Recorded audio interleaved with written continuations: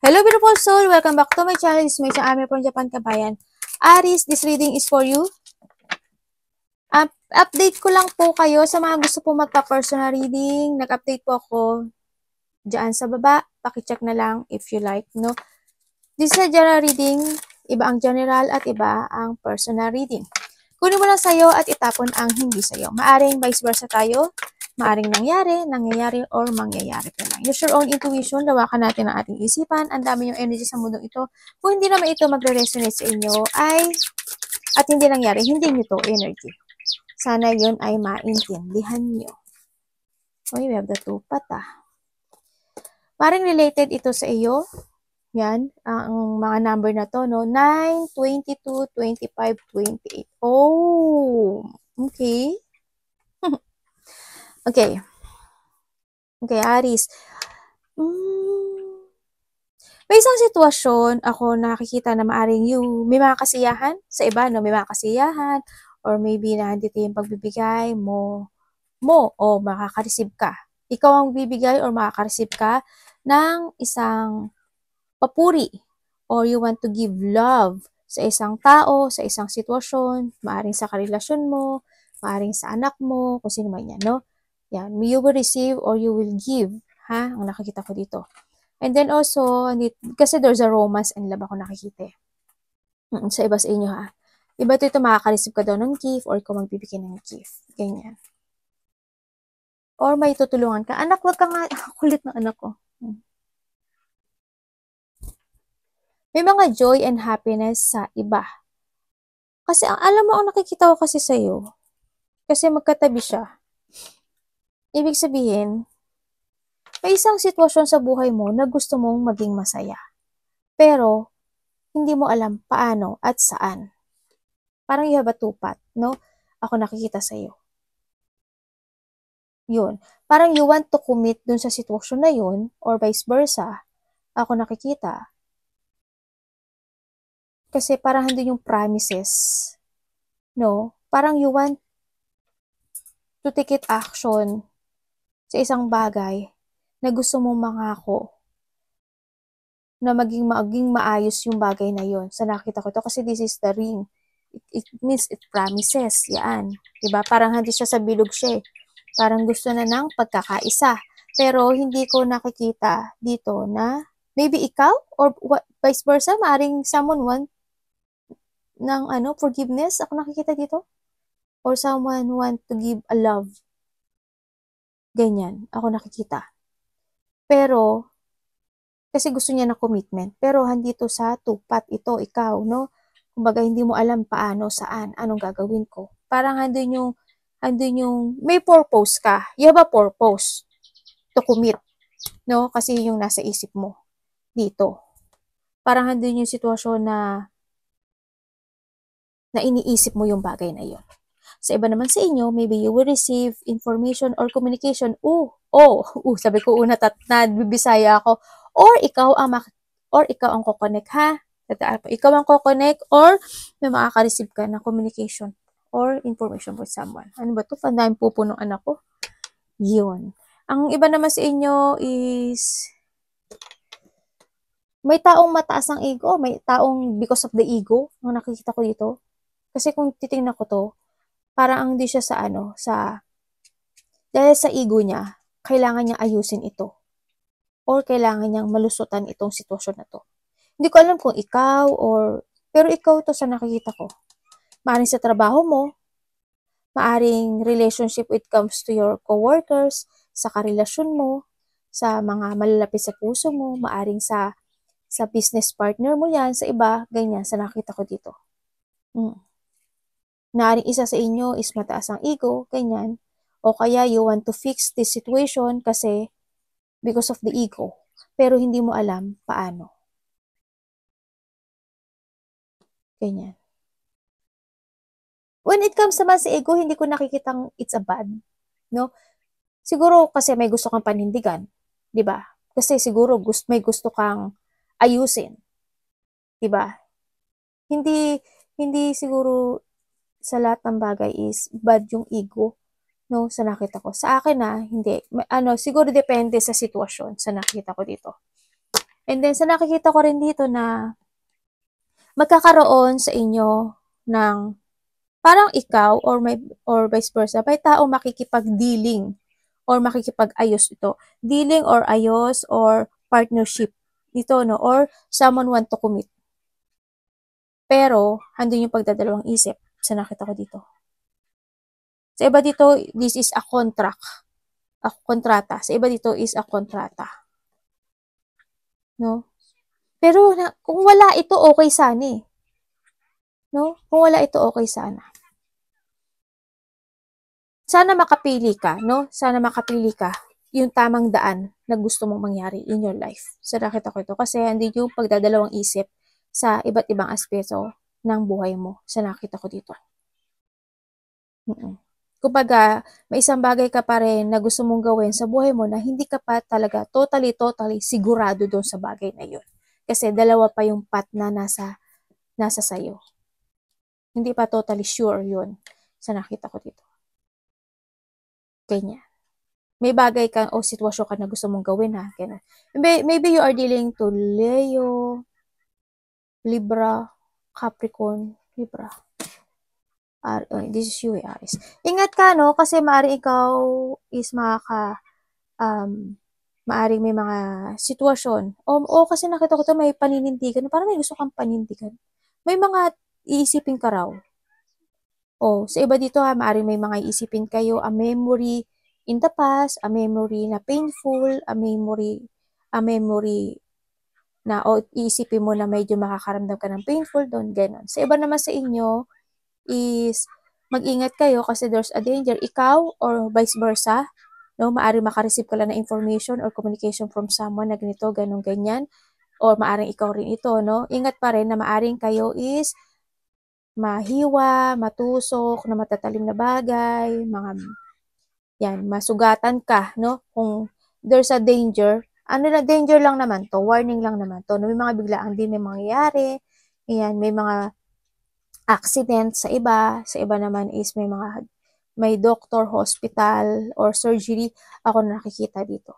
Yan. I hope hindi mo to energy, no? Kung sino man ito, ganyan, maaring malapit sa puso mo, ganyan, sa nakita ko dito.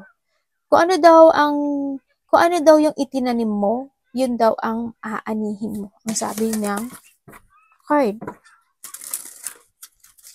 Yung iba dito physical pain.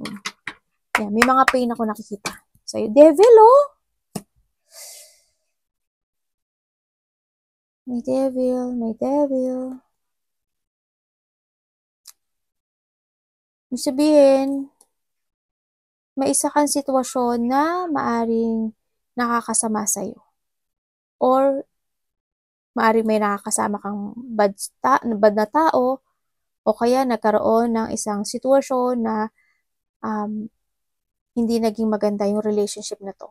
Maaring kapartner mo sa buhay, maaring kasama mo sa trabaho, maaring anak mo, or maaring itong sitwasyon na to is a past situation kasi nagkaroon na ng distansya dito, no? Okay, nagkaroon ng mga pagbabackstab, no? Someone want to forgive kasi because of that frustration, gusto ng kausap, pero ayaw kausap, gusto magbago, pero nagka-block, gustong give an effort. Ang dami ko sinabi, no? Sige, buksan na nga natin to kasi general kayo, eh. Tingnan natin. Tingnan natin kay Aries. Magkakaroon ka ng choices, ha? Kasi nandito yung mga may mga decision. Meron ditong maring may tao na magpaparaya o doon sa separation, ganyan. Maring ikaw or sino man sa buhay mo na magkakaroon na kayo ng kanya-kanyang daan. Ganyan. Magkakaroon ng division. Andun din yung sitwasyon na maaring ikaw rin to, na maaring mag-aalinlangan ka sa tatahakin mong path. Ganyan, sa nakita ko dito. Halimbawa sa relasyon, halimbawa sa trabaho, gusto mo na umalis, pero hindi ka makaalis, hindi ka makapag-desisyon. Ganyan.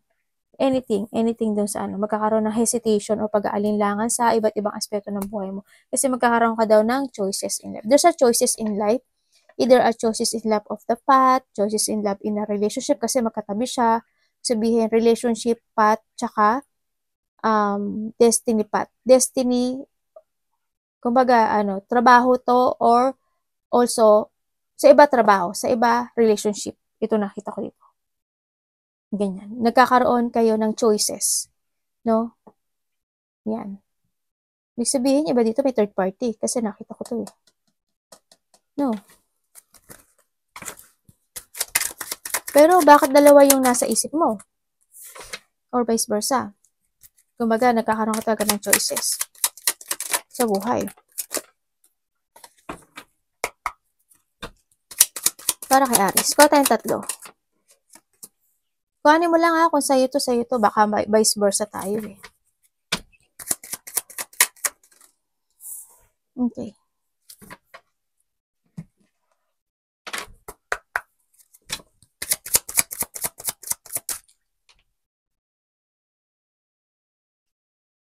Within the 10 weeks, 10 weeks, 10 days, 10 months, nangyari na or mangyari pa lang, parang there's something happen na magkakaroon ng isang pagbubuklod-buklod. Hindi ko alam kung may party, birthday, or something. Ako nakikita. Sa iba, maaari magkakaroon ng mga pagkikita ng mga malalapit sa puso, family, ganyan. Ako nakikita. May union sa iba. May pagkakaisa ako nakikita. Ganun. Sa iba, ganun. Tingnan natin ang iyong 6 of Wands.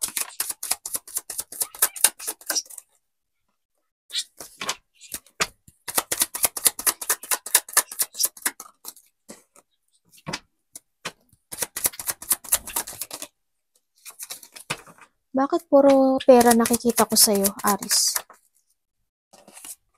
Ano pong dahilan? Saan galing? Okay. Sa iba naman sa inyo, isang nakikita ko dito, ikaw or vice versa to ha, palagi tayo mag-vice versa. Meron daw tao dito, itong tao na to ha, itong tao na to, sa nakita ko dito, may tao dito na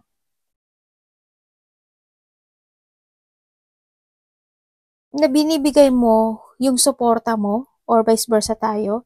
Itong tao na to, binibigay niya yung suporta niya doon sa tao na yun, pero ang nakikita ko dito, they giving an effort and heart. Parang nakita ko na to sa'yo. Itong 2 days na to, kasi nandito yung tao na kahit ibigay mo yung effort mo doon, yung hard work mo doon, o yung situation mo doon at i-focus mo doon, pero hindi niya yun makikita. Kumbaga, ang nakita ko dito hindi niya yung pahalagahan or wala ka ng halaga sa kanya. Sa nakita ko, kasi maaari itong taon na to is nasobrahan siya dati ng effort sa'yo or hindi na yung sitwasyon na masyado kanya initindi in the past, no? Sa nakita ko dito. Yun. Or vice versa tayo ha. Maaari ito is kasamahan mo sa trabaho o kaya karelasyon mo. Kasi meron din ako nakikita dito na soul connection sa isang tao, no? Sa nakita ko. Sa iba naman sa inyo is meron, kasi may nakita rin ako dito na meron daw mang aabuso sa'yo. Ako nakikita. Maaring yung iba sa inyo is kayo ay kasi may tao daw na maaring maiba, yung kuhanin mo lang ha, may tao dito na maaring nakakasama mo siya, nakakasama mo na to, maaring kasama mo to sa trabaho, or nakakausap mo na tong tao na to, kasi nakita ko yung pagsasama nyo dito, na maaring itong, oo, hindi siya bago eh. Actually, kasamahan mo, kilala mo to. Tingnan mo kung bago to. Tingnan ko bago siya. Bago ka? Bago ka? Bago ka?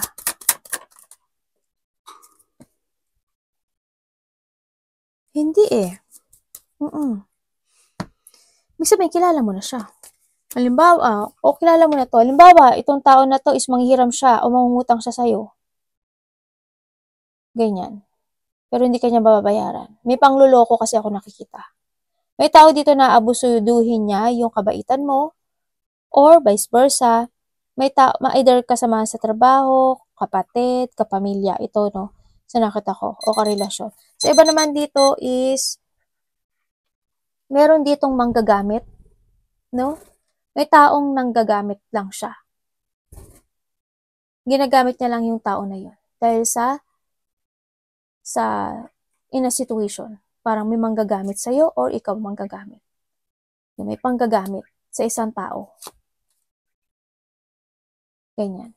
And then also, sa iba naman ay maaring kayo is kasi may taong sarili niya lang iniisip niya dito eh. Pagiging sakim. May taong sakim, sarili lang iniisip niya, ganyan. May tao na hindi equal ang tingin niya sa isang tao. May nakikita rin ako dito na maaring nang-aabuso or a person na maaring scam. Ang scam kasi iba't iba, di ba? Ibang klase. Halimbawa, ako, karelasyon mo ako. Siyempre, hindi mo mapapansin na ini-scam kita. Di ba? Kasi siyempre magkasama tayo, di ba? Kumbaga, hindi mo alam na niloloko na kita sa pera. Ganun. Kasi sa sobrang bait mo sa akin, iniintindi mo yun.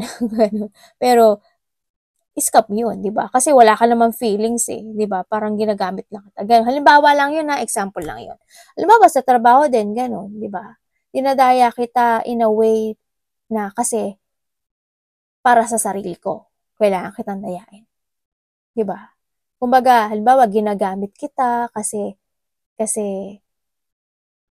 for my best para maging regular ako sa trabaho ko, yung mga ganun.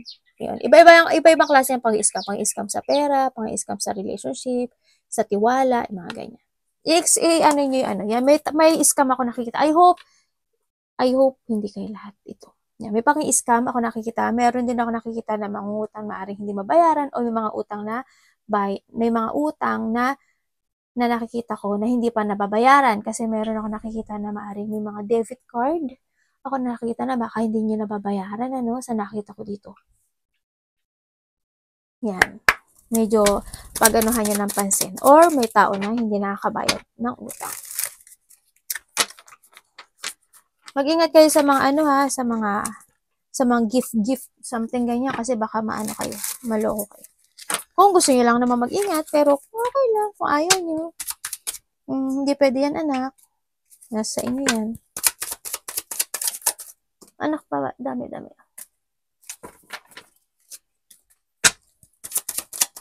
May tao dito na, hindi niya vina-value yung situation. Sana hindi ikaw yun, Aris. O maaring din, in a vice versa, yung tao na yun, in the past, masyado ka na niyang vinalue, and then ngayon, syempre, hindi na siya gaganahan na i-value kanya kasi naubos na yung pagbibigay niya ng effort and support and pagbavalue o pag-iintindi niya sa'yo. Naubos na, kumbaga, or vice versa tayo, ha. Kaya, hindi na rin kanya i-value talaga. If ever na ganun ang sitwasyon, ha, i-vice versa mo na lang.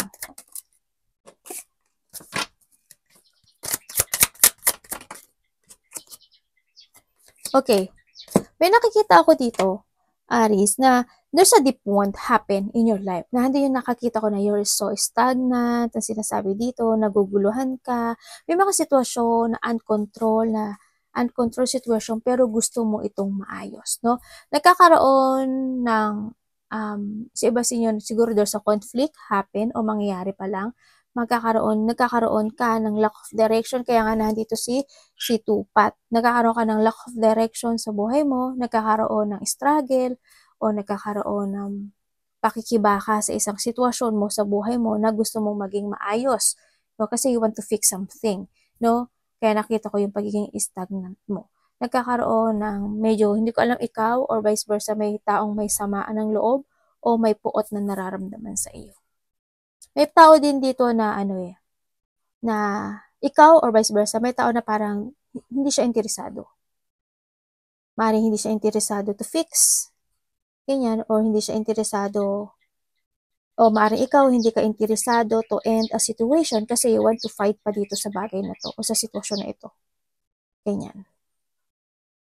Kumbaga, may mga bagay na hindi mo pa siya kayang i-end. May mga bagay na natatakot ka, may mga bagay na wala kang magawa, pero sa ngayon, wala kang magawa sa ngayon, pero gusto mong maayos yun. Ganyan. Parang hindi mo makontrol yung mga bagay o sitwasyon na yun. So, nakita ko dito. Ganyan. So, iba naman sa inyo is may nakikita ako na maaring may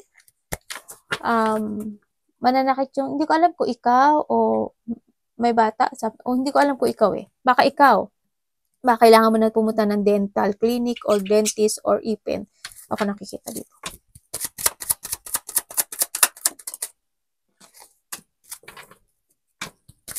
May tao dito na gusto ng union o gusto uli ng new beginning in your life. Nandito yung taon na to, nagkaroon siya ng awakening sa nakita ko dito. Pero gusto niya mag-apology sa'yo. Sa nakita, gusto niya uli ng pagkakaisa dito, no? New beginning. Gusto niya uli ng bagong simula. Sa nakita ko dito. Nagkaroon siya ng awakening eh.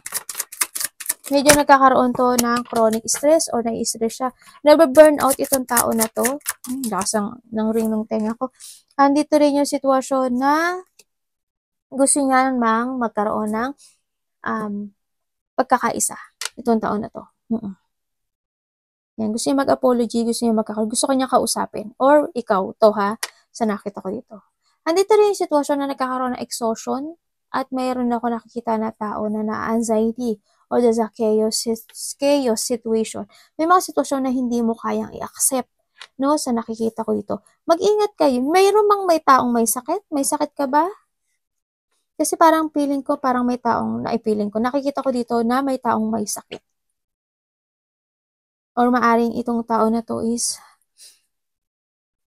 hindi lang siya interesado sa'yo kasi andi siya sa pagkakaroon ng independent situation na they focusing sa sarili niya. Kuhanin mo lang yung sa'yo dito maaring ikaw ito or vice versa tayo. Yun ang nakikita ko sa tao na ito.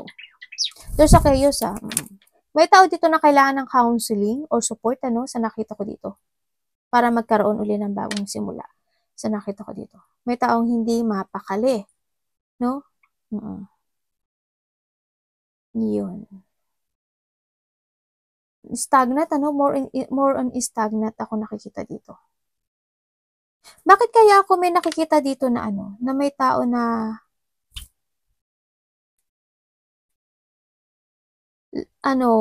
kulang siya sa pagpo-protect ng sarili niya. Tingnan ko nga in what way. Parang there's a lack of self-protection itong tao na to eh.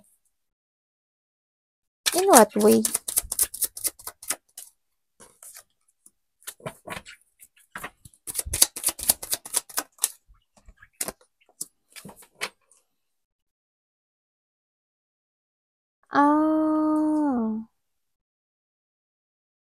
Maaaring itong tao na to, siya, iniisip ka nito gabi-gabi. Or ikaw ito ha, Aries. Kasi andito yung pag-iisip eh. May sabihin, naiisip ka niya, nabe-burnout siya, nagkakaroon siya ng stress, nagkakaroon siya ng anxiety, kaiisip sa'yo. Or ikaw ito, Aries, ha? Sa nakita ko dito.